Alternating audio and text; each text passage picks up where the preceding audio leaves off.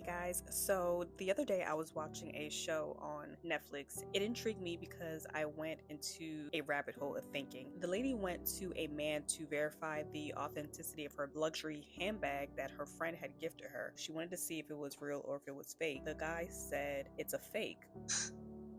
Okay, please look. Closer.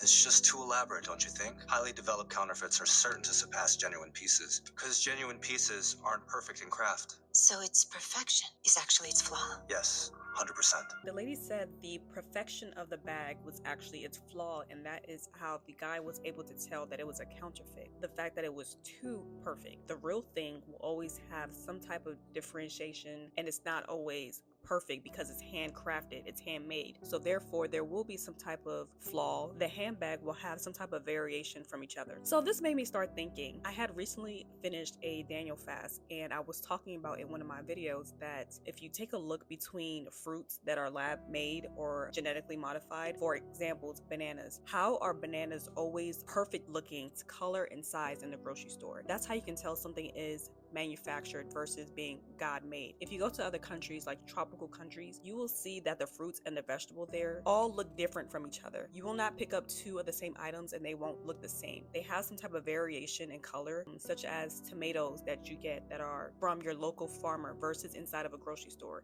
The tomatoes in the grocery store all look the same without any flaws, right? But if you get a tomato from a farmer that is homegrown, you will see that they all have some type of variation between them. They don't look alike. They come in different sizes, different colors. Some might say they might be even flawed versus the perfection that you find in grocery stores. That's how you can tell that it's fake. And then I went to a further rabbit hole and started thinking more spiritually into this and the deception of perfection, how we are deceived to try to be perfect, to all look alike, right? There's a specific standard of beauty, straight hair, fair skin. Us women, especially women of color who don't naturally look like this, strive to look like this standard. We often botch ourselves or go under the knife, wear fake hair, change things about ourselves to make ourselves look like this type of perfection when it's really not of God. And that is the trick of the devil, trying to trick you into perfection, especially when it comes to beauty standards, instead of the way that God actually made us to all look different and to all have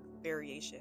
Now, I'm not saying there's wrong with changing up your hair, maybe fixing something that you don't like, but when it comes to completely altering how you naturally look in order to reach this type of standard of perfection, that is not right. And then I took this thinking into a step further. God created the devil perfect, right? You could see this being described in Isaiah, how he was perfect in beauty. He had all these instruments in beauty